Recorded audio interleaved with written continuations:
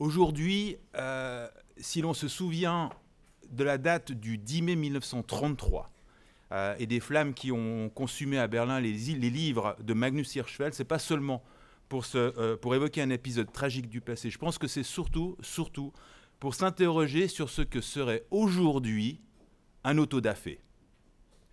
En 1933, c'était des ouvrages qu'on jetait au feu. En 2025, aujourd'hui, les flammes prennent d'autres formes. Ce sont les campagnes de désinformation qui cherchent à discréditer la science. Ce sont les attaques contre les chercheuses et les chercheurs accusés d'idéologie lorsque leurs travaux dérangent, que ce soit sur le climat, le genre, l'histoire du colonialisme, l'immigration, les inégalités, et malheureusement, j'en passe. Ce sont aussi les coupes budgétaires qui fragilisent nos universités, nos bibliothèques, nos centres d'archives, et qui menacent la préservation de ce que nous avons de plus précieux, la mémoire collective. Ce sont aussi les logiques de simplification, d'accélération, qui réduisent la connaissance à des fragments consommables au détriment de toute nuance et de toute profondeur. Qu'est-ce qu'un autodafé si ce n'est une tentative d'effacement? Hier par le feu, aujourd'hui par le discrédit, l'intimidation, la précarisation des chercheuses et des chercheurs, la marginalisation de disciplines entières ou encore l'indifférence. Je souhaite ici faire référence à une conférence, très belle conférence, qu'a donnée le professeur Debarbieu, c'était ça la leçon d'adieu, vendredi dernier, à Unis-Dufour.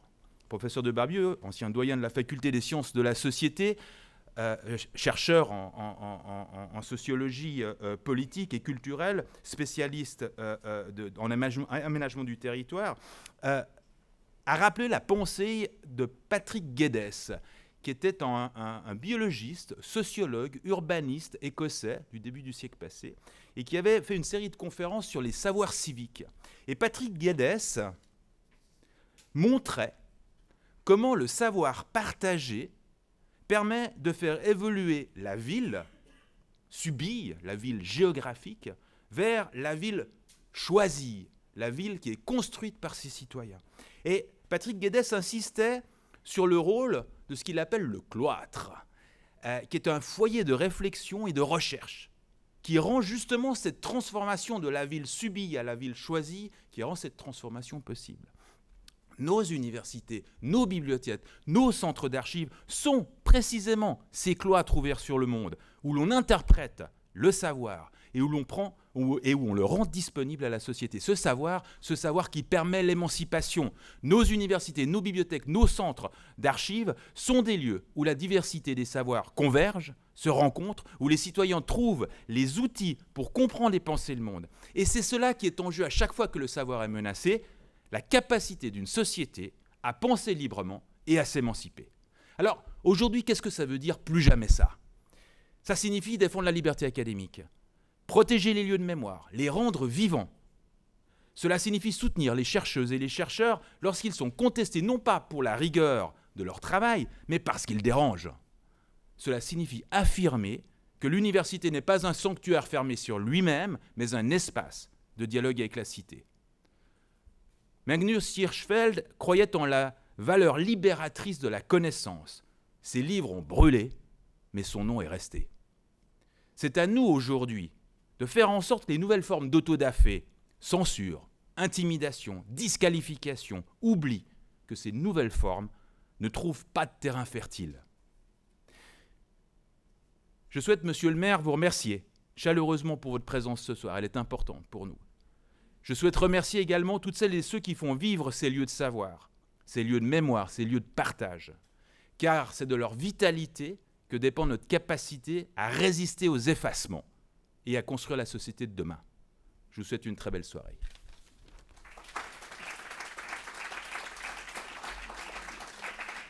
Merci. Bonsoir à tous. Je suis particulièrement heureux, content surtout, d'être parmi vous. Et je suis doublement content parce que j'ai une bonne nouvelle. Avant de venir, il semblerait que les Suisses et les Suisses, enfin et le Genevois, qui étaient détenus dans les geôles israéliennes et ont été libérés cet après-midi. Ils sont en route vers Amman et ils seront parmi nous demain.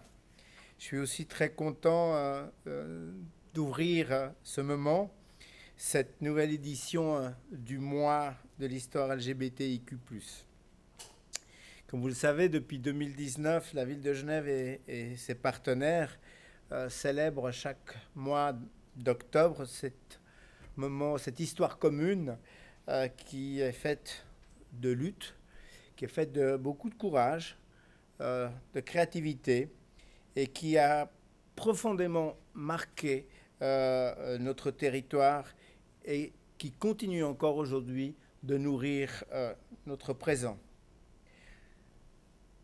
Car, comme vous le savez, dès les années 1970, des mouvements LGBTIQ+, se sont mobilisés ici, à Genève, pour réclamer ce que réclament les peuples à travers le monde, souvent, réclamer dignité, réclamer égalité.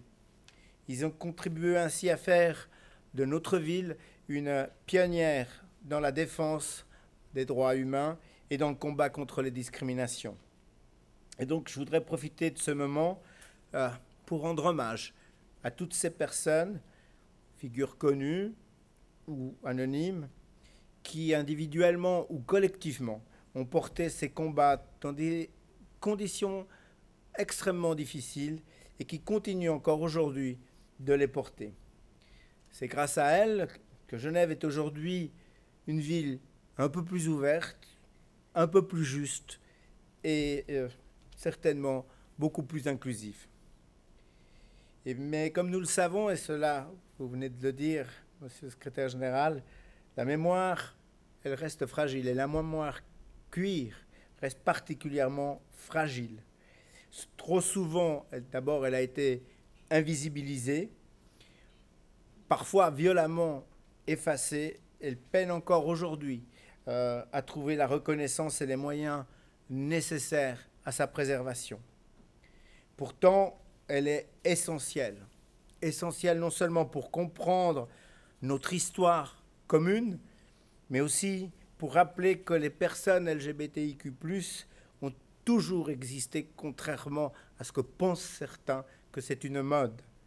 Elles ont toujours existé, elles ne sont pas une nouveauté, elles ne sont pas un effet de mode, elles s'inscrivent dans une filiation d'existence et de lutte qu'il nous incombe aujourd'hui, évidemment, de préserver et de mieux faire connaître. Et les mémoires des luttes queer sont capitales, cruciales dans le contexte actuel. Elles permettent d'enraciner ce combat dans l'histoire, mais elles servent aussi comme point de résistance face à des politiques réactionnaires qui menacent quotidiennement ces acquis. Et cette menace, par exemple, aujourd'hui, elle est aux portes de notre canton et de notre ville, puisque, comme vous le savez certainement, l'UDC, pour ne pas la nommer, pourrait rejoindre le gouvernement de notre canton. Et l'inquiétude, évidemment, en tout cas en ce qui me concerne, est légitime, parce qu'on sait, par exemple, depuis le début de cette législature, que le groupe UDC, dont fait partie donc le candidat en lice, a déposé tous azimuts des textes clairement transphobes, des textes qui visent à interdire la participation des jeunes à des spectacles faisant intervenir des personnes travesties, à faire retirer des programmes scolaires tout élément relatif à la non-binarité, allant jusqu'à remettre en question l'existence des cours d'éducation sexuelle dans les écoles. Un parti qui s'était illustré aussi, et cela fait écho, elle s'était illustrée aussi en s'opposant à l'interdiction des symboles nazis, en luttant contre l'écriture inclusive ou en tentant d'abolir un peu partout, au niveau fédéral, cantonal, mais également communal, les bureaux de l'égalité.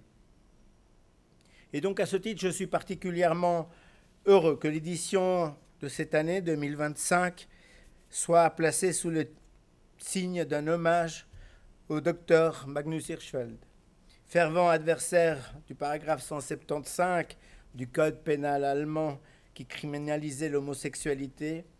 Il est l'un des pionniers des mouvements LGBTIQ plus modernes. En 1933, l'Institut de sexologie, il était unique en son genre, et qu'il avait fondé à Berlin, il fut un des premiers bâtiments saccagés, sa bibliothèque détruite lors du premier autodafé nazi. Et cet effacement de la mémoire, il y a près d'un siècle, résonne hélas avec des attaques que nous voyons ressurgir et se renforcer aujourd'hui envers les personnes LGBTIQ+. Leur existence, leur culture et leur savoir est de plus en plus menacée. Et c'est pourquoi il est précieux que nous puissions ce soir, tous les jours même, réfléchir ensemble au rôle des centres d'archives, à la documentation dans la défense et la transmission de ces savoirs. Dans un contexte qui est marqué par la montée des discours réactionnaires, en ces temps où les savoirs sur le genre, sur les sexualités, les identités sont violemment attaqués, préserver la mémoire, préserver les mémoires, et les mémoires LGBTIQ+, les rendre plus vivantes, les visibiliser, les rendre accessibles, c'est agir pour nos libertés et pour la démocratie. Je tiens à remercier chaleureusement nos panélistes, Gérard Koskovitch, Sam Boursier, Thierry Delesser ainsi que Taline Garabian pour la préparation et l'animation de cette discussion. Merci également au Centre Maurice Chalumeau en sciences des sexualités de l'Université de Genève, à sa directrice Solène Gouiller, est-ce que j'ai dit correctement? Gouillers, bon ben voilà, à vos équipes pour votre accueil et votre engagement à nos côtés. Enfin, je remercie l'ensemble des partenaires institutionnels et associatifs impliqués dans ce mois de l'histoire, ainsi que toutes les personnes qui, chaque jour, font vivre et résonnent les mémoires LGBTIQ+, ici, à Genève. Merci encore, c'est extrêmement important, ce travail, ce que vous faites. Et encore une fois, je tiens un peu à rappeler l'histoire. Je rappelle l'histoire parce que les forces réactionnaires avaient un cri pendant la guerre civile espagnole, que je connais un peu par mon passé familial. Et ce cri, évidemment, nous faisait toujours froid dans le dos. Il criait vive la mort et mort à l'intelligence. Et c'est contre ça que nous devons nous battre aujourd'hui, contre les obscurantistes de tout poil, de partout. Et pour ça, nous avons besoin de l'histoire. Merci beaucoup. Je cède la parole à M. Guillaume Mondicourt qui va vous présenter plus en détail le programme de cette édition 2025. Merci. Merci, Monsieur le maire. Merci, Monsieur le secrétaire général, pour vos mots d'introduction. Bonsoir à tous. Je m'appelle donc Guillaume Mondicourt. Je suis chargé de projet LGBTIQ+, au service agenda 21 Ville durable de la ville de Genève. Je vous prends encore quelques instants pour vous présenter le riche programme qui vous attend tout au long de ce mois d'octobre. Outre la table ronde de ce soir, plusieurs propositions sous la forme de rencontres, de discussions, d'ateliers de déambulation pour découvrir la riche histoire LGBTIQ+ genevoise. Notamment, un parcours audio guidé qui porte un regard queer sur quelques œuvres emblématiques de la collection du Musée d'art et d'histoire. La projection du magnifique film All Shall Be Well de Ray Young, suivi d'un échange. Le 11 octobre, un accueil libre aux archives contestataires dans le cadre du mandat que nous avons avec les archives contestataires d'accompagnement et de sensibilisation sur les archives queer. Le 16 octobre, présentation du livre de Léo Bouliard, Débauche contre nature, l'homosexualité devant la justice fribourgeoise entre 1900 et 1992. Le 18 octobre, la remise du prix pas du prix Martinenal, ça c'est plus tard. La remise du prix mémoire LGBTIQ+ de la ville de Genève au festival Everybody's Perfect. C'est déjà la 3e édition, donc la 3e année que nous collaborons avec le festival. Aussi 3 événements dans le cadre du festival, le festival sur les sexualités, une performance, un speed dating pour les seniors et une visite déambulation Genève insoumise sur les pas des luttes féministes et queer. Le 25 octobre, un atelier ludique de découverte des parentalités lesbiennes et queer. Amusons-nous avec les archives lesbo-queer, puisque nous privilégions toujours des approches ludiques en la matière. C'est important de s'amuser aussi avec les archives. Et puis la programmation se terminera avec la table ronde de l'estime le 31 octobre. Quitte à être mère, autant être lesbienne. C'est vrai. Histoire de parentalité lesbienne et queer. Voilà, comme vous le voyez, il y en a pour tous les goûts et je vous encourage à aller découvrir cette riche programmation sur notre site genève.ch mémoire-LGBTIQ. Je tiens à remercier l'ensemble de nos partenaires tant associatifs qu'institutionnels sans qui ce mois de l'histoire n'existerait pas. L'association 360, les archives contestataires, la Bibliothèque de Genève, le festival Everybody's Perfect, l'Estime, la Maison de l'Histoire, le Musée d'Art et d'Histoire et le service social de la ville de Genève. Et bien sûr, toute l'équipe du Centre Maurice Chalumeau en sciences des sexualités de l'Université de Genève qui nous accueille ce soir. Je tiens aussi à remercier la personne qui a travaillé avec moi, mais qui a surtout organisé ce mois de l'histoire, qui est M. Vandam, qui travaille à l'Agenda 21, sans qui aussi cette programmation n'existerait tout simplement pas. Grand merci, M. Merci enfin à nos invités de ce soir. Oui, je crois qu'on peut l'applaudir, effectivement. On minimise beaucoup les aspects logistiques, et puis avec M, ce n'est pas que la logistique, c'est aussi les interactions pour élaborer ce programme. Donc, merci beaucoup. Merci enfin à nos invités de ce soir. Avant de céder la parole à Gérard Koskowicz pour son introduction historique, avant la table ronde qui vous sera animée ensuite par Taline Garibian, je vais laisser Taline présenter les panélistes mieux que je ne saurais le faire. Vous dire aussi que Solène prendra la parole après la table ronde pour vous présenter vous dire quelques mots de conclusion et vous présenter le programme du Centre Maurice Chalumeau qui est aussi extrêmement fourni, vous le verrez. Je terminerai en vous disant que la brochure Genève fière de son histoire LGBTIQ+, est disponible dans le hall. Elle retrace quelques faits marquants de l'histoire LGBTIQ+, à Genève depuis les années 70 à travers une sélection de photos et de documents d'archives rassemblés grâce à la mobilisation du réseau associatif. C'est extrêmement important pour nous et crucial de travailler avec les personnes expertes et les associations. Merci beaucoup pour cette collaboration depuis déjà tellement d'années. Voilà, j'ai été bien assez long. Je vous remercie de votre attention. Je vous souhaite une bonne suite de soirée à Touxt et je passe la parole à Gérard.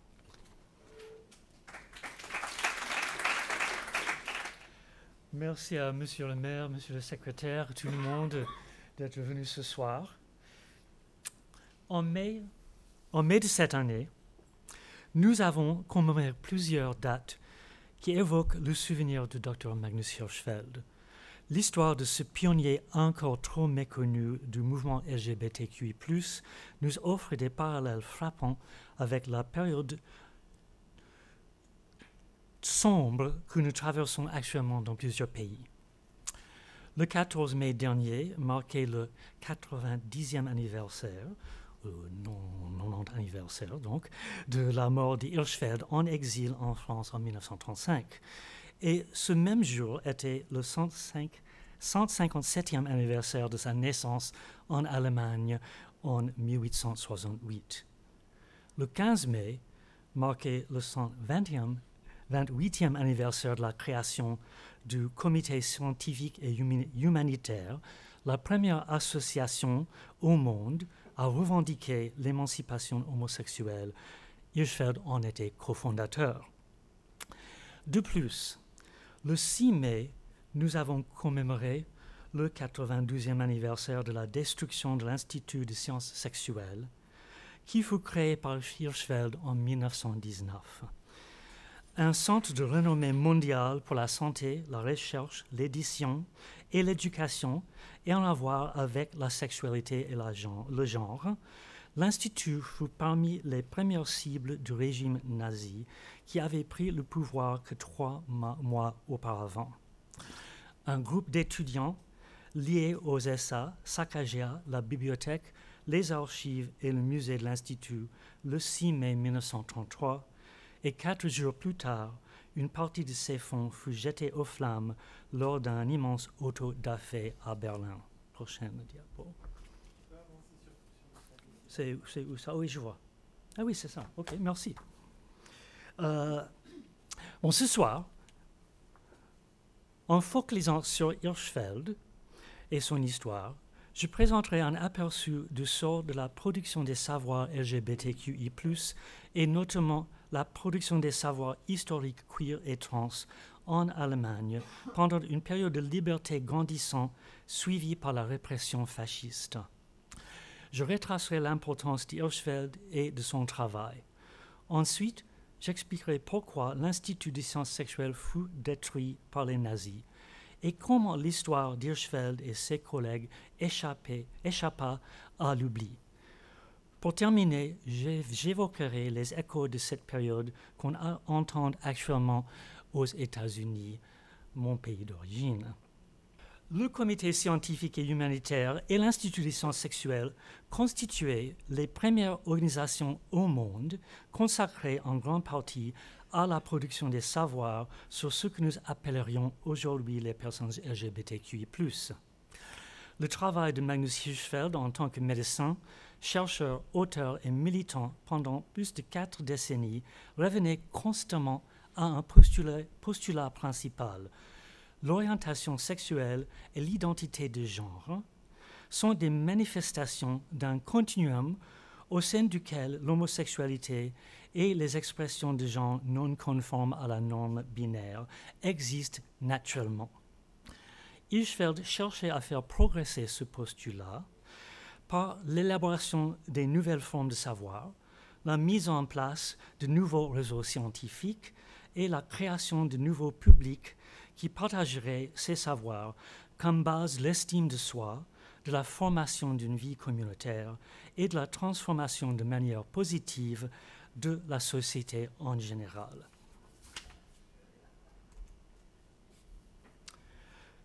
Le comité scientifique et humanitaire se consacrait spécifiquement à l'avancement de l'émancipation homosexuelle et notamment à l'abrogation du paragraphe 175, l'article du Code pénal allemand qui criminalisait la sodomie entre hommes. De 1899 à 1923, l'une des stratégies du comité consistait à publier chaque année un grand volume afin de diffuser des recherches sur l'homosexualité et les expressions de genre non conformes à la norme, l'annuaire des types sexuels intermédiaires avec une attention particulière à l'homosexualité. On voit 2 volumes de ma collection particulière sur l'écran. À une époque où la presse scientifique, professionnelle et grand public cherchait au mieux à ignorer et au pire à dénigrer, pathologiser ou éradiquer ces phénomènes, l'annuaire contribua considérablement au développement d'un contre-discours pluridisciplinaire. Fondé 2 décennies après le comité, l'Institut des sciences sexuelles développa des activités importantes pour Hirschfeld déjà depuis le début de sa carrière. Les services de santé, la recherche et l'éducation en matière de sexualité et d'identité de genre. Parmi les initiatives, la production des savoirs historiques et ethnologiques prenait une place d'honneur. L'Institut créa la première bibliothèque, le premier centre d'archives et le premier musée au monde consacré à la diffusion de tels savoirs auprès du grand public. L'objectif, démontrer que l'homosexualité et les variations d'identité de genre existent à travers l'histoire et partout dans le monde, et par conséquent, donner la preuve que cette diversité est naturelle et ne mérite donc ni la condamnation morale, ni la répression judiciaire, ni la persécution médicale. L'Institut des sciences sexuelles était une manifestation très visible de la modernité berlinoise sous la République de Weimar. Une période marquée non seulement par l'essor d'une culture urbaine ouverte aux différences d'orientation sexuelle et d'identité de genre, mais aussi par l'émergence des forces d'opposition à ces phénomènes de plus en plus violentes. Hirschfeld fut très tôt victime des attaques de ces forces. Juifs, homosexuels, social-démocrates, pacifistes, internationalistes et défenseurs des personnes transgenres et homosexuelles. Il incarnait à lui seul presque toutes les prétendues tares honnies par les nazis. Arrivé au pouvoir en 1933, le régime national-socialiste s'opposa sans tarder à la diffusion des savoirs LGBTQI+. Le raid contre l'Institut et l'autodafé de sa bibliothèque en mai 1933 fut l'acte le plus spectaculaire de cette répression. Permettez-moi maintenant de réfléchir à la raison pour laquelle le Troisième Reich utilisa le pouvoir de l'État à cet objectif.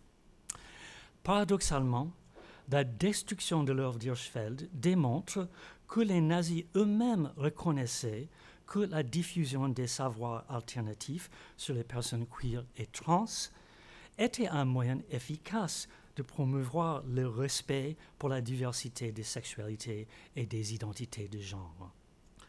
En même temps, si les nazis pensaient que leur campagne effacerait entièrement le souvenir d'Hirschfeld et de son institut et anéantirait sa stratégie scientifique et militante de production de savoir LGBTQI+, ils se trompaient profondément. La carrière d'auteur et de la personnalité médiatique d'Hirschfeld dans de nombreux pays laissèrent des traces trop largement diffusées pour être totalement supprimées. Hirschfeld lui-même passa les 2 dernières années de sa vie en exil en France, d'abord à Paris puis à Nice, s'efforçant de consolider son héritage intellectuel. Plusieurs de ses collègues et connaissances publièrent après la Seconde Guerre mondiale leurs souvenirs d'Hirschfeld et de son institut. Par conséquent,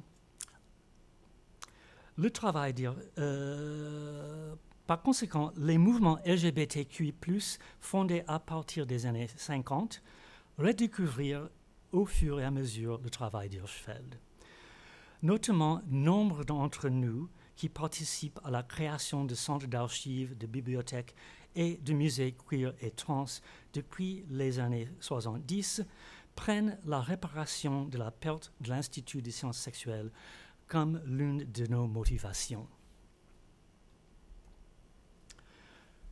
Pour terminer, permettez-moi d'évoquer ce qui se passe aujourd'hui aux États-Unis, où nous sommes confrontés à un régime dominé par des autoritaires de la technologie et par des partisans de la suprématie blanche et de ce qu'ils appellent le nationalisme chrétien. À l'instar du régime nazi, le régime de MAGA mène lui aussi des attaques contre les savoirs LGBTQI+. Compte tenu de la technologie actuelle, il déploie des algorithmes pour effacer le contenu trans et queer de tous les sites fédéraux, un autodafé numérique qui est comparable à l'autodafé physique de la bibliothèque d'Hirschfeld. Mais à la différence de 1933, cette campagne suscite des protestations. Et plus rassurant encore, il existe des associations, des publications, des réseaux sociaux, même des bibliothèques traditionnelles et des universités qui soutiennent la production des savoirs LGBTQI+. Contre le régime de MAGA et les autres régimes autoritaires aujourd'hui, notre désir d'apprendre et de comprendre l'histoire LGBTQI+, reste tenace. À nous ce soir et dans les années qui viennent, de réunir nos forces pour continuer ce travail. Merci.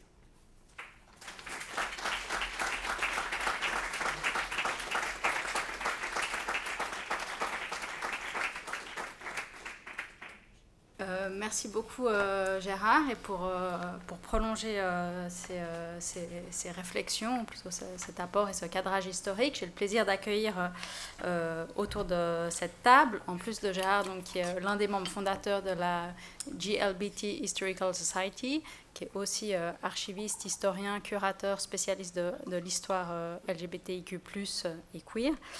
J'ai le plaisir d'accueillir, dans l'ordre, qui ne sera pas forcément leur ordre d'apparition, Sam Boursier, qui est membre de l'Institut universitaire de France, qui travaille sur les archives notamment. Il est sociologue et professeur à l'université en France. Il enseigne notamment les études queer et les études genre. Il est l'auteur d'une trilogie sur les cultures et les politiques queer qui s'appelle Queer Zone, que vous avez sûrement vu à l'extérieur. Il y a aussi à l'extérieur son dernier ouvrage intitulé Le pouls de l'archive, c'est en nous qu'il bat, qui vient de paraître aux éditions Cambourakis. Il est enfin membre du collectif qui milite pour un centre d'archives LGBTQI+, en Île-de-France. Et enfin, Thierry Delessert, qui est docteur en sciences politiques, qui est spécialiste de l'histoire des homosexualités en Suisse, notamment sur le XXe siècle. La recherche qu'il mène actuellement au sein de l'équipe de recherche en histoire sociale de l'éducation de l'université est intitulée « Quand l'éducation sexuelle s'impose, année 1970-2000, sexualité et télévision », et elle est financée par le CMCSS. Vous pouvez également trouver ces livres à l'extérieur. Alors pour entamer cette table ronde, peut-être je me tourne vers vous, Gérard. J'aimerais qu'on s'intéresse au début de la GLBT Historical Society, dans les années 1980. Pouvez-vous nous dire peut-être quels étaient les ressorts ou les motivations des membres fondateurs à investir le champ mémoriel, à s'y intéresser, et s'il y avait une volonté de s'inscrire un peu dans la suite de ce qu'avait fait Hirschfeld ou d'autres sur la question des archives?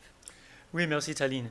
Bon, la GLBT Historical Society à San Francisco, fondée il y a 40 ans, on a fêté le 40e anniversaire en mars dernier, donc 1985, on était à un moment charnier pour deux raisons.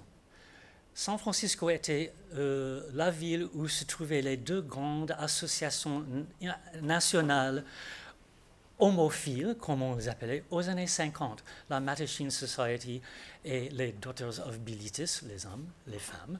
Et donc, c'est une ville pionnière pour le mouvement LGBTQI aux États-Unis. Et les fondateurs, fondatrices de ces mouvements des années 50 arrivaient au milieu des années 80, à la fin de leur vie. Et on s'est dit que ce serait important de recueillir leurs témoignages, de ramasser leurs fonds d'archives et de faire en sorte que la mémoire de cette période pionnière soit conservée. En même temps, San Francisco est l'une des villes frappées de plein fouet par la pandémie de sida déjà en 81, au moment des premiers cas qu'on a constatés. On estime que la moitié d'hommes gays à San Francisco étaient déjà séropositifs. Et on est en train de voir nos amis, nos voisins, nos collègues mourir et souvent leurs familles débarquer pour débarrasser leurs appartements et pour jeter à la poubelle toute l'évidence de leur vie gay. Et on s'est dit, bon, on a essayé d'effacer les persécutions des années 50, faire oublier ces persécutions, ça fait partie d'une société dominante qui cherche d'abord à nous effacer et puis à imposer une amnésie sur cet effacement.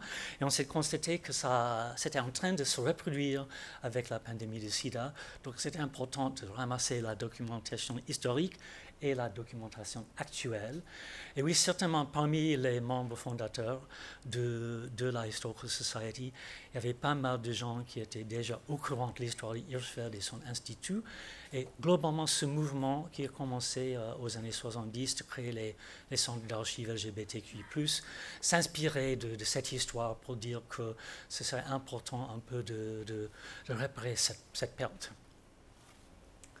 Merci. Alors, on le sait, ce centre, en l'occurrence, est quand même très bien installé, ce qui n'est pas le cas de tous les centres. Et je me tourne vers Sam Boursier, peut-être pour savoir, et parce que j'aimerais qu'il nous parle des résistances et des obstacles que le centre d'archives de Paris, auquel le centre d'archives de Paris fait face. C'est peut-être aussi l'occasion de dire quelles stratégies militantes ou savoirs militants ont été développés par le groupe dont vous faites partie, pour obtenir quelque chose de la mairie, ou pas? Oui, ça fait la deuxième fois que je dois parler à Genève des problèmes parisiens un peu ridicules, mais constants. Enfin, on espère, avec les municipales, je pense que ce sera un levier important, que ça va changer. Parce qu'on a, oui, c'est vrai, on s'est retrouvés, bon, c'est un vieux projet, il y a eu plusieurs projets pour un centre d'archives LGBTQI+, donc Paris-Île-de-France. Moi, j'étais déjà dans la boucle en 2003 à l'invitation de Jean Lubitou, que Gérard connaît bien, donc un militant historique, bon, c'est une formulation un peu, mais enfin en tout cas très actif dans les années 70 et plus à Paris, et qui voulait, bon, comme d'ailleurs Gérard vient très bien de le dire, il y a eu beaucoup de centres d'archives qui sont nés dans les années 70 quelquefois, 80, etc. Bon, et ça n'a pas marché en 2003, et voilà qu'en 2017 sort le film 120 battements d'Act Up qui relance. Voilà, et nous on déboule, et finalement moi je m'y remets avec d'autres, et se crée un collectif. Alors le collectif va bien, le collectif est fort, donc ça il a survécu. Mais on s'est retrouvé, c'est vrai, face à une promesse paradoxale, puisqu'on avait face à nous une mairie de gauche verte, enfin voilà, majorité municipale étant PS, Europe Écologie Les Verts, qui n'arrêtait pas de dire qu'il voulait absolument l'ouvrir, mais qui en gros nous entravait en permanence. Donc c'est vrai que c'était un peu surprenant. Alors les raisons à ça rapidement, bon déjà un solide background anticommunautaire, ce qui ne parle pas forcément en Suisse, mais qui est encore très fort en France. Si vous avez une culture universaliste qui se méfie du communautarisme, alors maintenant les LGBT moins, puisqu'on tape plutôt sur les Arabes, les musulmans, enfin c'est ça les communautaristes. Et nous d'ailleurs on sert souvent de marqueurs pour les charger, il faut en être très conscient. Et puis le fait aussi que bon, bah, nous on est arrivés sans le savoir à bouleverser un plan qu'avait la mairie de Paris, qui était en fait justement de faire un centre d'archives qui coûte rien, et en gros de se servir du centre LGBT de Paris pour que des gens disent depuis là, allez envoyer vos archives aux archives nationales. Bon, je ne vais pas entrer dans les détails, il ne se passe pas du tout la même chose aux archives nationales si vous donnez vos archives LGBTQIA+, et si vous avez un centre communautaire vivant, autonome, etc. Après, il y avait la question de l'autonomie. La maire n'aime pas l'autonomie, ça c'est clair. Le PS non plus, et les Verts, finalement, non plus, et ils n'aiment pas les militants. Tout ça pour dire, et c'est pas... c'est pas un aveu, mais enfin, on a plutôt travaillé avec la droite, ce qui est quand même hallucinant, quoi. Mais enfin, bon, c'est aussi... voilà, les politiques municipales, c'est ça aussi. Nous, on n'a pas l'extrême droite à la mairie, donc voilà. Donc voilà un petit peu. Alors après, la résistance, bon, c'est un récit un peu héroïque, mais c'est vrai que c'est une lutte quand même incroyable qui n'aurait pas dû exister. Elle a existé, et c'est ça finalement. Moi, j'aime pas trop parler de miracle, mais la magie du collectif. C'est-à-dire que je pense qu'eux, ils pensaient qu'on allait vraiment se fatiguer très vite. Et puis, il y a eu une énergie collective incroyable, un désir d'archives très, très grand. Et surtout, on s'est mis à produire des choses, à produire de l'archive orale, de la mémoire, voilà, essayer aussi de faire de la sensibilisation, tout simplement d'expliquer aux gens pourquoi nous, on voulait faire un centre communautaire, et pas, on pourra y revenir, hein, qu'est-ce que ça change. Et nous, moi, j'aurais jamais pensé, enfin, on savait pas, et c'est très bien comme ça, le temps que ça allait prendre, parce que quand même, là, ça va bientôt faire 10 ans, enfin, on est chez les fous, quoi. Et là, à l'heure où je vous parle, enfin, je veux dire, on a eu une subvention pour un futur lieu, donc qui doit ouvrir dans le 19e arrondissement de Paris, qui ferait 600 mètres carrés. À l'avant-dernier Conseil de Paris, c'est la droite qui a porté un vœu pour une subvention de 80 000 euros, alors qu'on a besoin de 100 000, et qu'en 2003, ils avaient donné 100 000 pour un an, et que nous, depuis 2017, on n'a jamais eu 100 000 de fonctionnement, enfin quand même. La droite propose 80 000, ils ont voté contre nous. Le PS, je le dis, pour que vous le sachiez, et que ça se sache, et que ça circule, et que ça, on n'oubliera pas, les Verts, et donc Europe Écologie Les Verts et le PS, a voté contre le vœu, a rappliqué au Conseil de Paris d'après, pour voter Royal 50 000. Quand même. Et là, on doit signer le bail, et on doit signer aussi une convention pour... J'entre dans les détails, parce qu'un centre, c'est ça aussi, c'est de l'argent, et on va être amené sûrement à en reparler avec le contexte... parce que nous, en 2027, hein, voilà, nous, les fachos, ils seront là, hein, probablement. Enfin, en tout cas, nous, on s'y prépare. Voilà. Donc, la question des financements est très importante. Et là, on doit signer le bail, une convention pour les travaux. Ils racontent partout que c'est une subvention. Non, c'est leur building. Donc, nous, on est locataires. Ils rénovent leur building. Et on doit signer. Ils ont perdu le stylo, quand même. Hein. Voilà. Mais on va y arriver. Merci.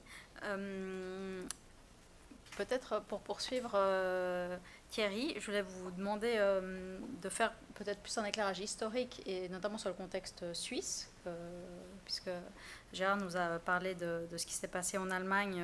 On l'a bien vu dans les années, on le connaît, les années 1930. On connaît parfois moins bien l'histoire locale, aussi parce que je crois que vous pouvez le dire, elle est différente d'un canton à l'autre. Mais j'aurais voulu que vous disiez peut-être quelques mots de ce qui se passe en Suisse dans les années 30, dans les années 40, dans les années 50, comment l'homosexualité est traitée par les autorités. Alors le cas de la Suisse, en fait, c'est en 1942 qu'entre en vigueur le code pénal fédéral qui va supplanter 25 codifications différentes. Donc, immense disparité au niveau du traitement de l'homosexualité, puisqu'il y a seulement Genève, Vaud avec une certaine limite, le Valais et le Tessin qui dépénalisent l'homosexualité, alors que tous les autres cantons pénalisent l'homosexualité. Et c'est là que c'est intéressant qu'il y ait un lien avec Hirschfeld, puisque la dépénalisation partielle de l'homosexualité est due à la psychiatrie légale, à Forel, qui a cofondé avec Hirschfeld la Ligue mondiale pour la réforme de la sexualité.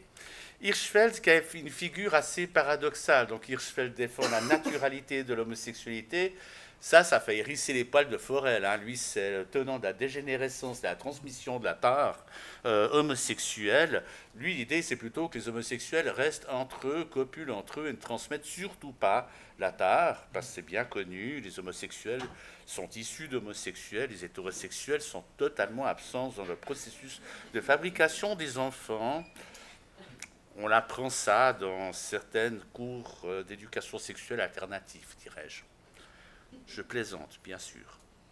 Donc, il y a une influence de la psychiatrie légale sur ces dépénalisations partielles, sur l'idée qu'il faut prévenir l'acquisition de l'homosexualité chez les jeunes, d'où élévation de la majorité homosexuelle à 20 ans, prévenir l'acquisition de l'homosexualité chez les prostituées, donc interdiction de la prostitution homosexuelle, et autorisation des actes homosexuels entre adultes de plus de 20 ans, s'ils sont consentants et dans un lieu privé, parce qu'il faut bien sûr qu'on reste dans une certaine morale. Et là aussi, où, durant le débat parlementaire des années 30, Hirschfeld sert de repoussoir, paradoxalement pour les politiciens, c'est qu'on ne veut pas du militantisme qui s'est développé en Suisse alémanique. Le mot d'ordre, que je n'ai pas arrêté de retrouver dans les procès-verbaux du Conseil national, et ça rejoint un petit peu la pensée des socialistes français, il ne faut pas que Zurich devienne Berlin.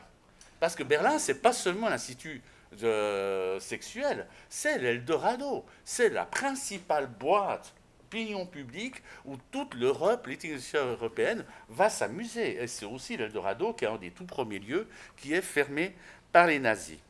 Donc, dans le fond, la dépénalisation partielle en Suisse, c'est une injonction à l'invisibilisation. On vous donne un droit, mais restez chez vous, restez cachés. En parallèle, il y a des registres qui sont tenus, des phénomènes de rafle dans les parcs qui s'accroît à partir des années 50.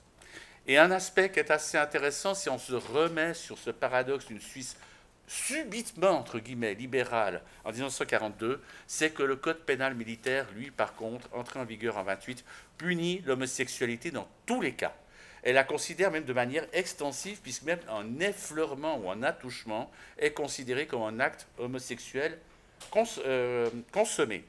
Et donc, les juges sont socialisés par le code pénal militaire à la norme pénale civile. Donc, au sortir de la guerre, on a une espèce de flottement. Hein, donc, on a un savoir sur les actes homosexuels, on sait qu'il faut les réprimer. En même temps, on est enquiquiné parce que le code pénal suisse dépénalise les actes entre adultes. Et tout d'un coup, on rentre dans une espèce de répression suave, pour reprendre le terme de mon ancien professeur de sciences politiques à Lausanne, François Masnata. Hein, la répression suave, à la sauce suisse, hein, et ce qui est donc un truc, et ça j'arrêterai rapidement, vous avez parlé, monsieur le maire, monsieur le secrétaire, de ce phénomène de difficulté de mettre en évidence cette histoire. Mais moi, quand j'ai commencé en 2001, donc ça fait 24 ans en arrière mes études, mes recherches sur l'homosexualité, quand j'ai déposé mon projet, on m'a dit « mais il n'y a pas de problème en Suisse ». Il y a zéro histoire. Et je n'ai pas arrêté, à mesure que j'ai avancé dans mes travaux, de me retrouver devant un parterre de personnes qui étaient étonnées, et même de concernées, dire « Ah, on a un passé ». Et c'est peut-être là que c'est important l'histoire. J'espère que je n'ai pas fait trop long. Non, pas du tout. Merci, c'est parfait. Je me tourne vers Gérard parce que cette question-là, est-ce qu'on a une histoire, y compris peut-être dans la communauté, ou qu'est-ce qu'on fait de notre histoire, elle est intéressante et peut-être qu'elle est notamment intéressante à traiter sous le regard de ces centres. Alors vous avez, et vous et Sam, la particularité de chercher, enfin, d'être membre de centre ou d'essayer d'en créer un qui soit communautaire, on l'a dit, c'est-à-dire géré par les personnes concernées et peut-être en premier lieu pour les personnes concernées. Et ce que j'aimerais vous demander, donc, c'est qu'est-ce que ces centres d'archives spécifiques par et pour peuvent-ils proposer, et notamment en termes de définition, est-ce qu'on peut proposer quelque chose de différent en termes de ce qu'est le patrimoine, ce qu'est la mémoire, ce qu'est peut-être même l'histoire, qu'est-ce qui est propre à ces centres-là, ou peut-être disons quel est le plus de ces centres-là à ce niveau-là. C'est une très bonne question qu'on a beaucoup abordée à San Francisco, aux États-Unis, dans les 20 dernières années, où on voit de plus en plus des bibliothèques universitaires ou des musées traditionnels qui s'occupent un petit peu de l'histoire LGBTQI+, mais pas tant que ça.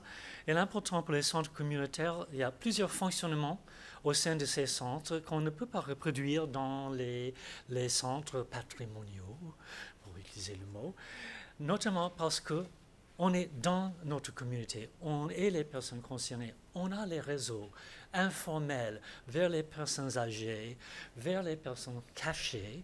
On a la capacité de les accompagner pendant des années pour leur donner finalement la confiance de faire don de leurs archives, d'enregistrer leurs souvenirs. On ne peut pas demander à un fonctionnaire de déjeuner 4 fois par an avec une personne âgée pendant 20 ans pour finalement les convaincre que ce serait OK de donner leur fonds d'archives à un centre. Et ces gens comprennent que c'est un centre où on comprend l'importance de ces fonds, on les respecte. Ce n'est pas juste des données sur une partie de la société, mais c'est notre histoire. Et donc, pour moi, ces centres communautaires sont en train, oui, de retrouver notre histoire, de ramasser toutes ces traces, de diffuser les connaissances, de créer des expositions, des programmes, finalement de créer les savoirs LGBTQI+, sur le passé. Et tous ensemble, ce n'est pas vraiment le travail des différentes institutions traditionnelles, c'est à nous de le faire. Et depuis 40 ans à San Francisco, on est arrivé à le faire assez bien, et également de collaborer avec les autres centres communautaires. En 2019, c'était la dernière fois, il y avait le grand congrès de centres archives, bibliothèques et musées LGBTQI+, et il y avait 450 participantes d'une trentaine de pays. Donc les gens qui s'occupent de créer ces centres, ces musées, ces bibliothèques, c'est devenu un mouvement international. On échange nos compétences, nos systèmes, nos méthodes de faire perdurer notre mémoire, et ça devient vraiment un mouvement international. Là aussi, on ne peut pas demander à la Bibliothèque nationale de France de faire cela. Ce n'est pas le travail de telles institutions. Donc, un partenariat, une collaboration entre les centres communautaires et les institutions d'État, ça c'est bien, mais laisser la main entièrement aux institutions d'État, ça ne fonctionne pas du tout. Peut-être juste pour compléter, vous pourriez dire peut-être 2 mots de quel type d'archives finalement vous recueillez. Qu'est-ce que c'est la majorité des documents que vous arrivez à récolter et que vous conservez? Oui, à San Francisco, on avait la chance d'avoir déjà à la bibliothèque municipale un fonds de livres LGBTQI+. Donc, dès le début, on a dit on laisse les livres à la bibliothèque municipale. Il y a une salle dédiée à ce fonds, à la bibliothèque municipale. Donc, pour nous, c'est le reste. Donc, c'est les archives des individus, des entreprises, des associations, des ONG, la documentation actuelle, les documents éphémères, les photographies, les enregistrements sonores, les films, les vidéos et les objets, les artefacts, les banderoles. Finalement, on est arrivé à constituer un fonds très important, 1 millier de fonds spécifiques d'archives, 200 000 photos, et on focalise sur la région de San Francisco, c'est pas international déjà, c'est vraiment riche. Et ce que je trouve assez étonnant, que finalement, au début, on s'est dit, est-ce que ce serait possible constituer un fonds assez important pour faire des recherches? On ne savait pas, on a commencé avec une trentaine de cartons. Et en même temps, en 1985, on s'est dit, est-ce qu'il y aura des chercheurs et des chercheuses qui s'intéressaient à ces fonds? Maintenant, on reçoit normalement entre 400 et 500 gens par an pour venir dans notre salle de lecture, utiliser ces fonds. Donc, on est arrivé vraiment à construire un fonds assez important et de voir que un tiers des chercheurs-chercheurs sont des hétéro-cisgenres. C'est une histoire qui manque à tout le monde, pas qu'à nous. On est devenu vraiment une institution de notre ville. Et pour démontrer à quel point on est arrivé à faire cela, finalement, au début de l'année, la ville de San Francisco a acheté un immeuble dans le quartier de Castro pour nous à 12 millions de dollars. Et l'État de Californie nous a donné une subvention de 7 millions pour les travaux et pour nous installer. Et donc, on a dit que ça, c'est une spécialité de San Francisco, l'une des grandes villes de la culture et de la politique LGBTQ au monde. Et c'est important de valoriser cette partie de notre histoire. On verra pour la suite, parce qu'on est dans un moment très, très dangereux aux États-Unis. On va discuter de ça aussi. Merci, j'espère qu'on a bien noté les chiffres dans la salle. Je me tourne vers vous, Sam. Peut-être sur les pratiques communautaires, les pratiques de l'archive justement communautaire. Il me semble qu'au Centre de Paris, vous défendez quelque chose d'assez novateur, disons d'assez antagoniste par rapport à ce qu'on connaît dans les lieux patrimoniaux d'État. Donc peut-être vous pourriez en dire plus sur cette pratique-là, ces pratiques de l'archive communautaire et la manière dont elles bousculent un peu ce dont on a l'habitude, en tout cas moi, quand je suis historienne et que je vais aux archives nationales. Oui, bon, pour aller dans le sens de ce que dit Gérard, effectivement, la grande différence, c'est la compétence, même si j'aime pas trop ce terme, mais quand même culturelle communautaire. C'est-à-dire qu'évidemment, on est les mieux placés pour indexer, on est les mieux placés pour prendre soin. On est les mieux placés aussi parce qu'on a une relation affective hyper importante avec les archives. On est moins bégueule sur les types de supports. On aime les objets, pas que les objets sexuels, mais les robes, aux archives de San Francisco, il y a le néon de Finocchio. Nous, on a fait récemment un atelier sur les archives du tango, qui était un bal gay et lesbien de Paris qui nous a donné ces archives. Et ce qui est spécifique, c'est effectivement de traiter les archives collectivement. C'est très simple de mettre des gens autour d'une table et de leur faire épousseter les photos. C'est pas la peine de mettre des gants blancs, faut pas trop pincer les photos, mais après, voilà, il se passe des choses. Et là, si vous mettez des gens ensemble en disant comment il faut taguer, vous allez avoir quelque chose, évidemment, de très, très, très pertinent. C'est aussi simple que ça. Enfin, donc ça, c'est, je pense, un des apports essentiels. Et bon, à Paris, je ne sais pas si on fait des choses très différentes, mais et en plus, nous, on a la chance, merci la mairie de Paris, d'être dans une phase expérimentale, parce qu'on est dans un tiers-lieu. Du coup, on a essayé de créer des formats d'ateliers. Donc, on a fait des ateliers photos, des ateliers de traitement d'archives physiques où on inventorie nous-mêmes, etc. Et il y a plein de gens qui viennent, même au mois d'août, à 18h, quoi. Donc, il se passe bien quelque chose là d'unique, avec des affects, des émotions très particulières, et qui vont être très importantes, justement, quand on aura besoin vraiment de se serrer les coudes. Déjà, c'est très important maintenant, mais je pense que ça contribue aussi à comment dire, pas simplement de faire venir des chercheuses dans les archives. C'est important, Mais je pense que nous, on arrive à une époque très différente. On est une génération de centres, voilà, où on se dit, bon, les chercheuses vont trouver leur chemin de toute façon. On n'est pas connecté à une université en particulier. Nous, on voudrait toucher toutes les autres personnes. Et ça fonctionne en ce moment. Il y a un désir d'archives important.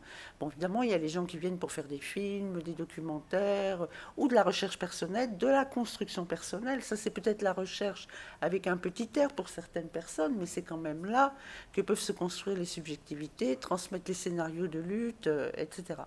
Donc vraiment, je crois que c'est ça un peu la différence. Donc nous, on a déployé un vocabulaire, une philosophie de l'archive vivante hyper populaire, hyper démocratique. Bon, de toute façon, comme les archives nationales ne le sont jamais, on n'a pas de mal à être plus démocratique alors qu'elles racontent qu'elles le sont depuis la Révolution française.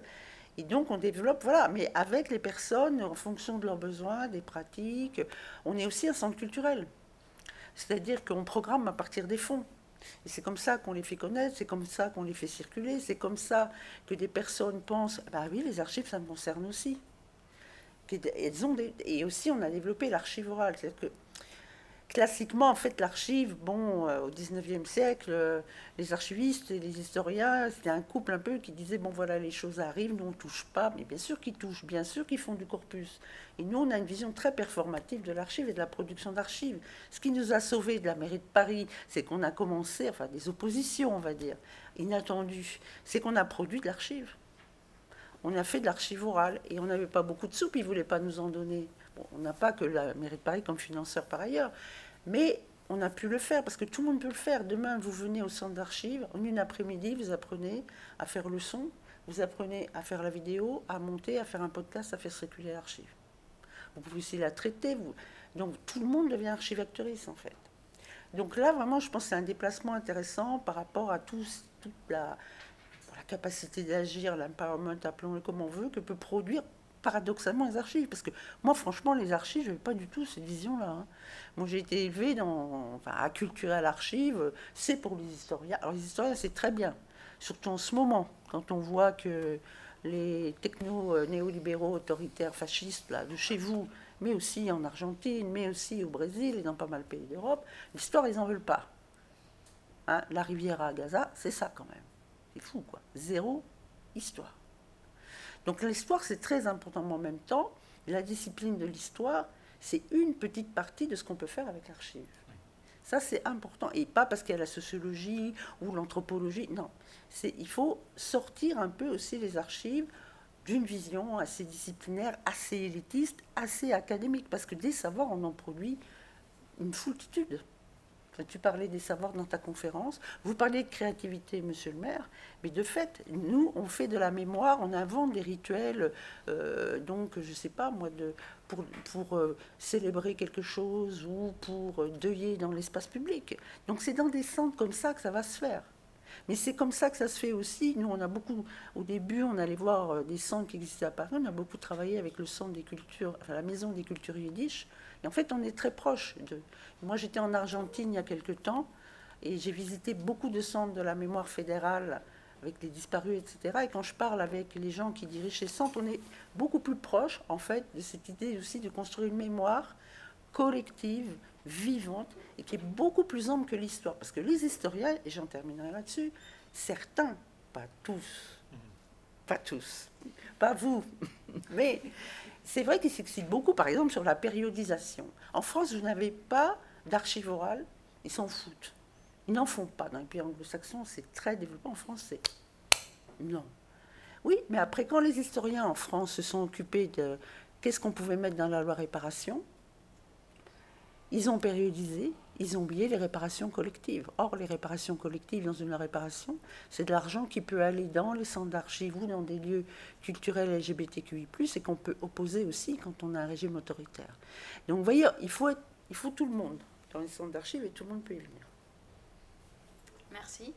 C'est une bonne transition peut-être pour interroger Thierry sur les centres d'archives en Suisse. Sur ce qu'il existe ici en termes de projets autour des archives, autour de la mémoire, portés par les communautés. Alors, encore une fois, j'imagine que ça va être morcelé. Ah ben déjà, tout d'abord, En Suisse, on a quand même les archives gays suisses à Zurich, hein, qui sont accueillis aux archives sociales, qui sont donc une institution reconnue et soutenue par l'Université de Zurich, qui a dit depuis 1996 et qui est totalement sur la même logique hein, de ce qui s'est produit à San Francisco. Il s'agissait de sauver la mémoire homophile, et notamment de la seule association qui a survécu au monde à partir de l'arrivée au pouvoir des nazis, qu'est Der Kreis. Oui.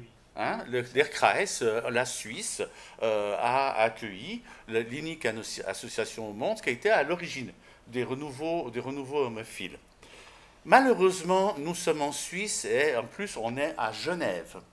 Donc, si je vous dis déposez vos archives à Zurich, je vous vois déjà tous avoir les poils hérissés de tous les côtés parce que, mon Dieu, 2h40 de train, inimaginable.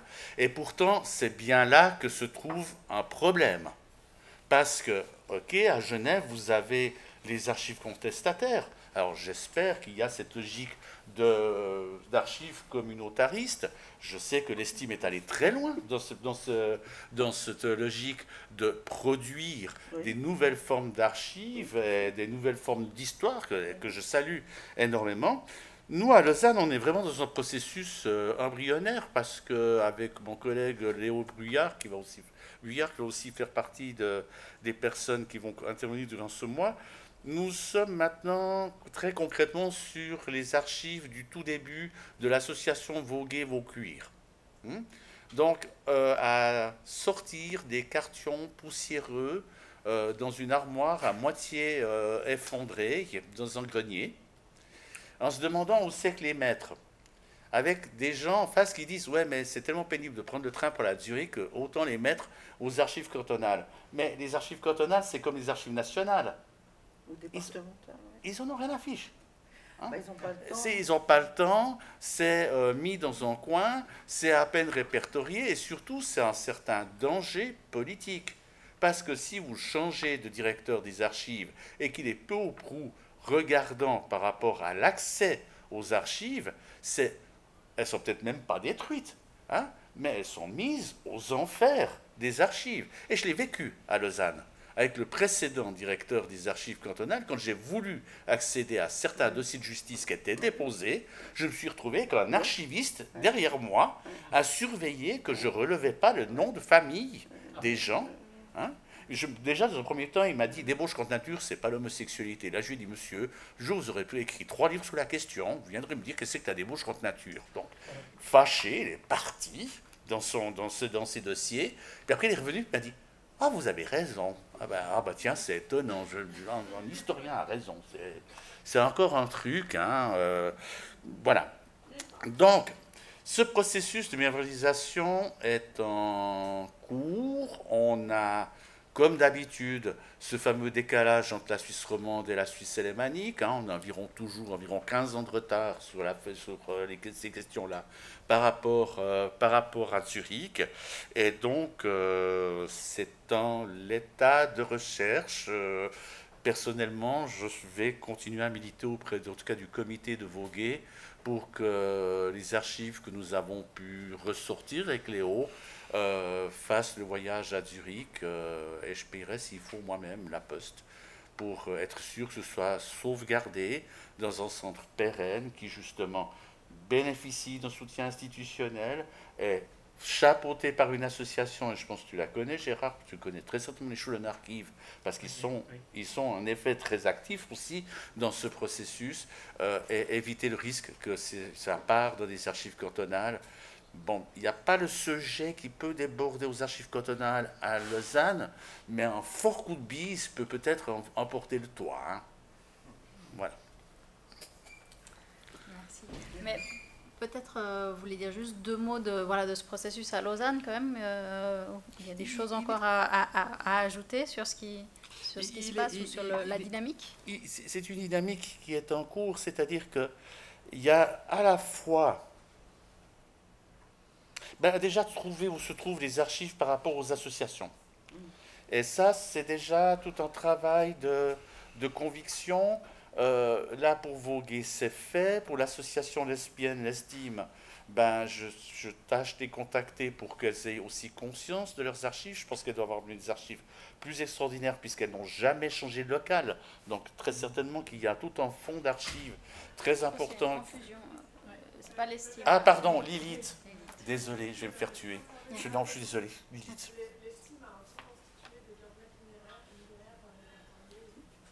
Oui, Non, je je me trompe, c'est par rapport à Lilith. Je parlais de Lilith à Lausanne, pardon, je m'excuse.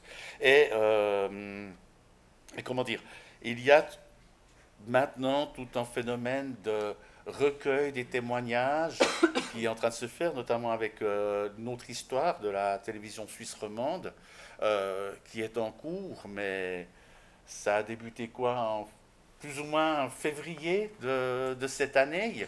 On est en septembre-octobre, donc on est vraiment en cours.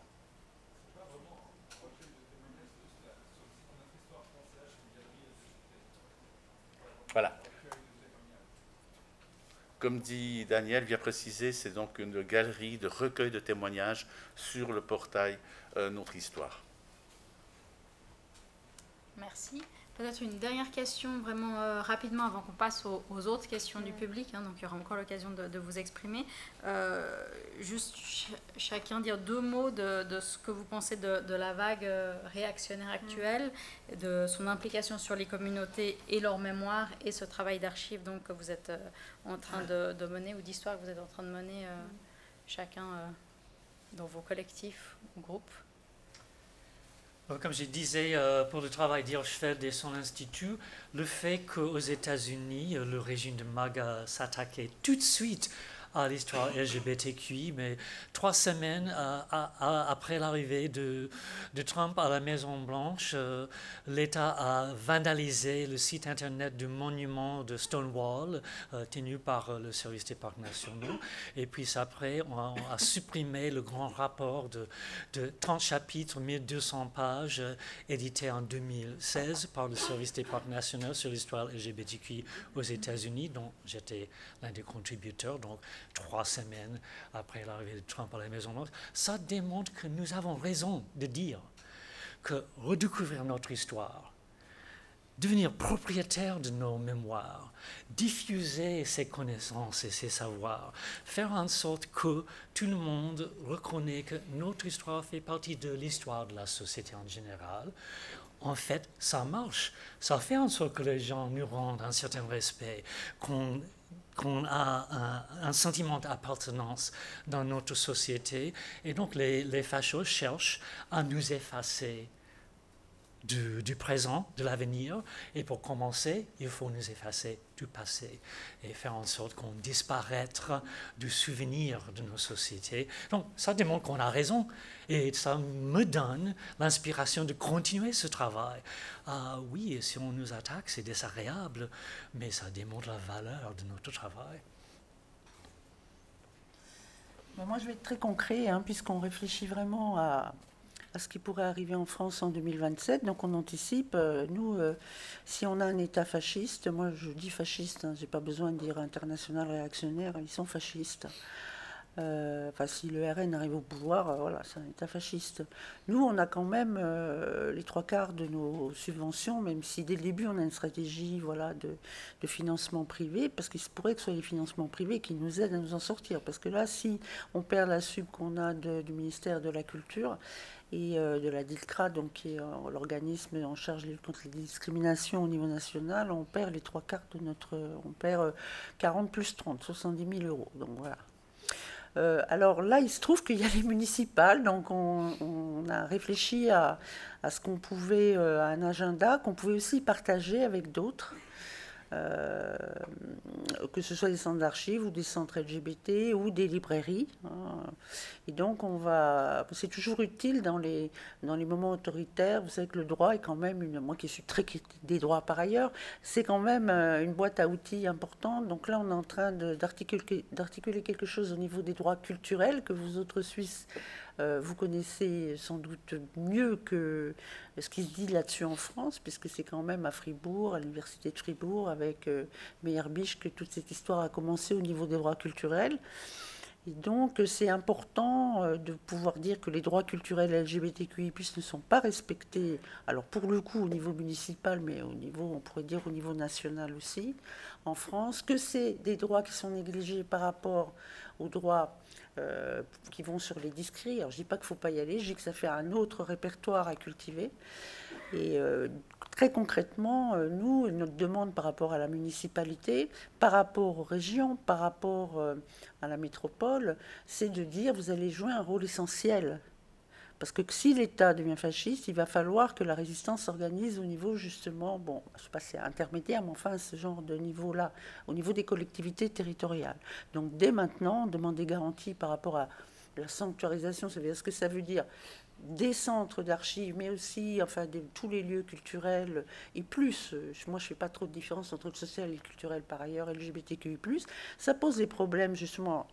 Gérard évoquait le move de la mairie de San Francisco, qui est en campagne électorale aussi, quand elle a annoncé ces belles sommes. Nous, il faut que le centre d'archives soit un lieu sanctuarisé. Il ne faut pas qu'on ait... voilà, déjà, il y a une pression avec la gentrification, mais on ne peut pas payer des loyers. Il faut qu'on soit pérenne. Il faut qu'on aille aussi sur la question des réparations au niveau national, enfin bref, parce que ce qui va se passer, c'est que si tous les contenus LGBTQI+ disparaissent, des universités, toutes les institutions de savoir, des collèges, de tous les niveaux d'enseignement, c'est dans des endroits comme ça que ça va continuer. Parce que nous, on le faisait avant aussi.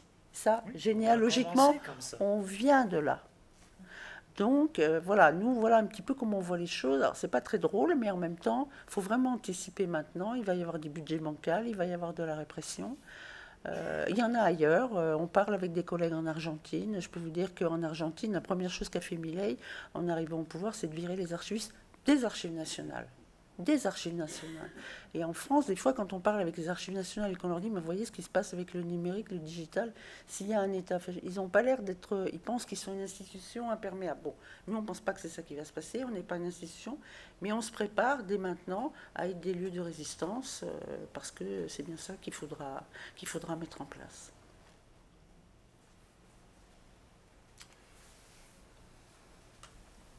Thierry, un petit mot C'est-à-dire que je pense que Monsieur le maire a bien pris position par rapport au danger que pouvait représenter l'UDC par rapport à l'avenir.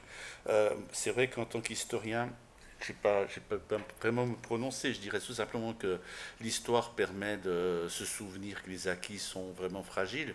La dépénalisation totale de l'homosexualité en Suisse, c'est 92. C'est seulement 33 ans en arrière. Le mariage pour tous, c'est seulement il y a 2 ans en arrière. Et je pense que l'exemple de ce qui s'est passé en 1933 en Allemagne, ou même ce qui s'est passé avec Trump, mais n'oublions pas avec ce qui s'est passé avec Orban en Hongrie, avec Fico en Slovaquie, Poutine à sa manière aussi. En Italie, Mélanie, elle est plus filoute. C'est pas ce que vivent les gens, elle a l'air filoute. Mais... Non, mais elle est beaucoup plus radicale que Berlusconi a réussi à faire. Bref, vraiment, on voit qu'en fait, ce qu'on croit être des acquis, jamais acquis, ben, ils le sont extrêmement fragilisés. À la moindre problème de subventions et autres, les acquis peuvent être fragilisés. Donc l'histoire, disons, sert à se souvenir. Je reviendrai vraiment, bien sûr, par rapport à ce que disait Gérard.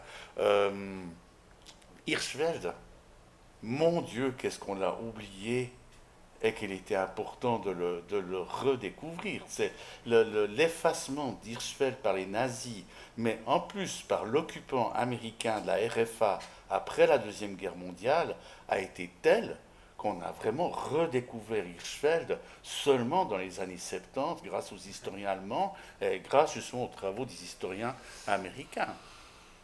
Et donc j'arrêterai là. Merci. Merci beaucoup. Je propose qu'on enchaîne directement avec les questions et qu'on fasse les applaudissements à la fin. S'il y a des questions dans le public, il y a peut-être un micro qui va circuler. Oui. Bonjour. Allumé ? Oui, ça marche ? Bonjour, je suis au comité de Queerneuch. Une partie de ce qui était les archives des associations précédentes, c'est-à-dire Homologuées et Together, ont été reversées à Zurich. Et ma question, c'est, moi je trouverais intéressant en fait que les archives à suivre puissent être plutôt gardées en Suisse romande. On a eu 2-3 demandes de personnes qui souhaitaient consulter les archives et on était obligé de les renvoyer à Zurich, c'est quand même un peu lointain. Et en sachant qu'en ce moment, le lieu de réunion de Queerneuch, c'est mon salon, et qu'on n'a donc pas de lieu pour garder les archives. Est-ce qu'il y a un projet de penser des archives communautaires à niveau roman qu'on pourrait centraliser en partie, ou c'est vraiment pensé en ce moment plutôt de manière cantonale? En tout cas, à ma connaissance, il n'y a absolument aucun projet roman. Chaque canton y va de sa petite manière de voir les choses. Si les archives d'homologués sont à Zurich, c'est qu'en fait c'est moi-même qui les ai amenées. Sans ça, elles étaient à la poubelle. Heureusement d'ailleurs. Au moins on sait qu'elles sont quelque part. Ça c'est vraiment. Pour moi c'était plus penser à futur, ou dire est-ce qu'on peut pas quand même conserver nos archives pas trop loin de nous. Bon, pour le moment nous on n'a pas grand-chose, on a surtout des choses digitales. Mais sur le long terme, est-ce qu'on réfléchit à les garder voilà, à l'époque, elles ont été mises à Zurich parce que c'était la meilleure solution. En fin de compte, mais regardons la réalité de la Suisse romande. Les cantons ne veulent pas collaborer entre eux.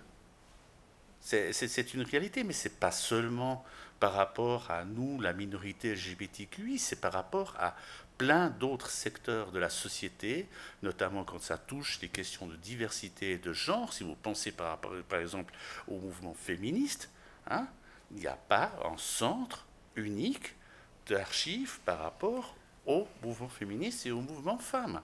On a une espèce de paralysie en Romandie que moi je regrette. Ça fait quand même 25 ans maintenant que je travaille sur la question des homosexualités en Suisse. Déjà, je suis le seul à écrire en français par rapport à ça. Je suis le seul à avoir eu une thèse de doctorat sur l'histoire des homosexualités en Suisse. C'est quand même hyper interpellant. Donc, moi, j'ai tellement été souvent contacté, mais ici à Genève, maintenant c'est la réflexion dans le canton de Vaud et autres. Il n'y a pas, comment dire, c'est toute une question de subvention. C'est toute une question de lieu, c'est toute une question de volonté politique de la part des villes, de la part des cantons. Après, avec tous les différents clivages politiques que l'on connaît en Suisse, où franchement, pour l'Audifran, un radical vaudois et un radical neuchâtelois, c'est pas tout à fait same kiff, même si c'est le même parti. Je sais, moi je l'appelle mon vœu, mais j'y crois plus du tout. Je crois qu'il y avait encore une question au fond.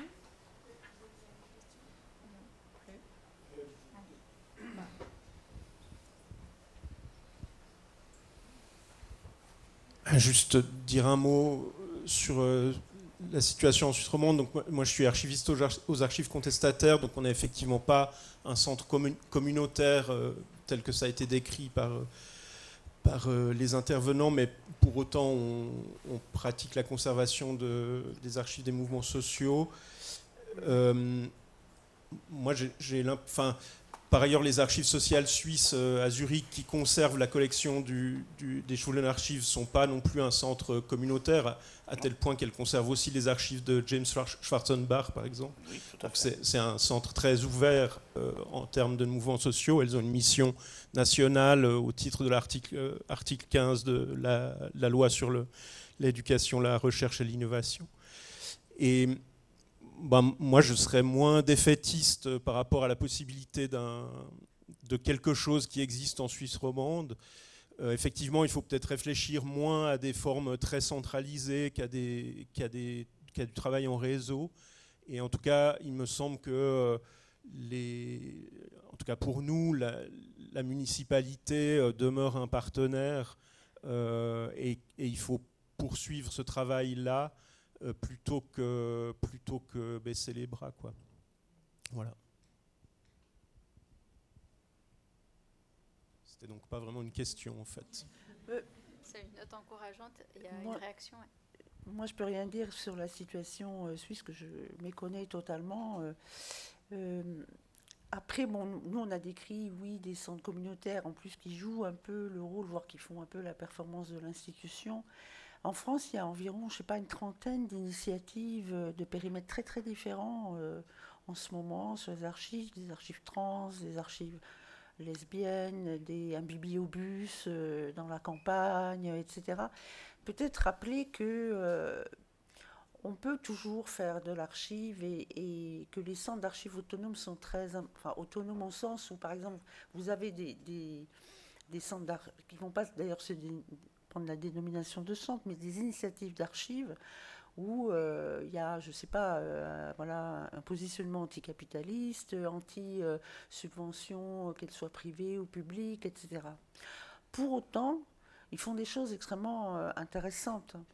Donc je me demande si... Alors évidemment, là, ça peut paraître encore un facteur de fragmentation, mais autant nous, à Paris, on défend un centre. On a même beaucoup réfléchi à pourquoi on allait s'appeler centre. Si on avait pu ne pas s'appeler centre, on ne serait pas appelé centre. Enfin, on est à Paris. Donc nous, on active les leviers et on a les problèmes de Paris, d'ailleurs, les loyers de Paris, etc. Et c'est normal, on s'est dit à Paris, on peut récupérer de l'argent. Enfin, tout le collectif était d'accord, en gros, pour une stratégie, voilà, qui est d'accord pour prendre de l'argent public, de l'argent privé, etc. C'est pas forcément ce qu'il faut faire, par ailleurs. Alors, je ne sais pas, quand j'entends tout à Zurich, je ne sais pas. Et après, les archives, elles sont là. Elles commencent toujours de manière domestique, je ne sais plus qui disait, elles sont chez moi. Les archives, il y en a plein qui sont chez tout le monde, on en a tous. À un moment, bon, elles vont se... Et elles restent privées aussi quand elles vont dans les centres communautaires ou LGBTQI+, ce qui donne beaucoup plus de liberté que aux archives départementales ou cantonales où tu as l'autre qui arrive derrière et qui commence à ou à ne pas donner l'autorisation de consulter. Pour... Bon, évidemment, il y a des règles de communicabilité importantes par rapport voilà, à la vie privée, aux dossiers médicaux, etc. Mais vous avez une liberté beaucoup plus grande dans les centres d'archives privées. Ça, c'est important de le rappeler aussi. Donc voilà, moi je me disais, les Lesbian History Archive de... Ah voilà le micro, tiens, je l'ai trouvé depuis tout à l'heure, de New York. Non seulement elles ont vraiment commencé et duré longtemps dans l'appartement de Deborah Edel et John Nessel, et après elles ont acheté alors bon, c'est là un schéma totalement privé qui repose sur une communauté qui donne et qui peut donner, bon, qui n'est sans doute pas transposable ni en France, je ne sais pas pour la Suisse. Mais maintenant, la Brown House qu'elles ont acheté à Brooklyn, et c'est un des plus gros fonds d'archives lesbiens, enfin, est aussi une maison, enfin, je veux dire, et un côté domestique aussi. Alors, il y a des moyens, enfin, après, c'est pas non plus comme si elle pouvait traiter avec 40 archivistes. C'est aussi que, vous voyez, on a une grande incomplétude dans notre histoire, dans les archives nationales, parce que quand nous, on était à un moment en dialogue avec les archives nationales, ils disaient, bah, avec le plan de la mairie, là, un peu, allez, tout le monde dans le trou noir des archives nationales. Les archives nationales nous disaient, maintenant on a une très bonne relation avec elles par ailleurs, mais vous, on a tout sur vous, pourquoi, qu'est-ce que vous voulez? Ah bah oui, vous avez tout sur nous, c'est les flics, c'est etc., etc. Donc de toute façon, nous, on sera toujours dans l'incomplétude. D'ailleurs, les archives, c'est ça aussi. Il y a toujours des trous. On n'a pas les mêmes trous que les autres. Bon, voilà. Mais bon, je veux dire, par là, les gisements d'archives sont là, en faire quelque chose, quels que soient les contours. Moi, ça n'avait pas marché en 2003 parce qu'il n'y avait pas de collectif. Là, ça marche et toutes ces initiatives fonctionnent, notamment auprès des personnes plus jeunes, whatever it means, parce qu'il y a un besoin d'archives pour se construire, un besoin d'histoire, un besoin d'oralité, un besoin de tout ce qu'on veut. Mais ça marche s'il y a du collectif. Enfin, moi, je ne veux pas surinterpréter ce que disait Gérard, la crise du sida qui percute, vous perdez vos amants, vos amis, on met à la poubelle les affaires. Bon, enfin, je ne veux pas être optimiste, mais je pense qu'il y a peut-être des contours. Enfin, c'est peut-être pas aussi... Je ne sais rien. Voilà, juste vous dire qu'il y a sûrement beaucoup, beaucoup de choses à imaginer, quels que soient les moyens qu'on a et les difficultés qu'on va peut-être avoir. Merci. Si je peux juste dire un mot très rapidement. Monsieur le maire a dû nous quitter malheureusement pour d'autres obligations, mais je voudrais dire que vous avez l'attention de la ville de Genève sur ces enjeux qui sont considérés comme extrêmement importants. On a lancé ce programme Mémoire LGBTIQ+, en 2019. On soutient l'Estime dans son travail remarquable autour du projet Notre Histoire Compte. On soutient les archives contestataires et on a lancé cette année ce mandat de collaboration avec les archives contestataires. Donc voilà, dans le contexte budgétaire actuel que vous connaissez sans doute, c'est parfois un peu compliqué de dégager des financements, mais on essaie toujours de le faire. Donc, sans vouloir faire un appel d'air qu'on n'est pas sûr de pouvoir honorer, mais venez nous trouver avec des projets autour des questions mémorielles. Vous aurez une écoute attentive et on essaiera de vous soutenir dans la mesure de nos moyens. Voilà. Est-ce qu'il y a encore une question, une remarque? Un fonds d'archives à céder? Non, si ce n'est pas le cas, avant de clôturer, je récapitule la nécessité de sanctuariser, n'est-ce pas, ce qui a déjà été obtenu et ce qui peut l'être, d'essayer de travailler en réseau là où c'est possible, notamment en Suisse, où les choses sont assez fragmentées, essayer de construire, peut-être lorsque ça n'existe pas, essayer de construire là où ça n'existe pas, et l'appel d'air que vient de faire Guillaume pour des projets, de futurs projets. La ville de Genève vous soutient sur ces questions-là, n'hésitez pas, Guillaume est à votre disposition à la suite de cette table ronde pour répondre à d'éventuelles questions. Avant de passer la parole à Solène, je vous propose de remercier déjà nos 3 intervenants de la soirée et de les applaudir avec moi.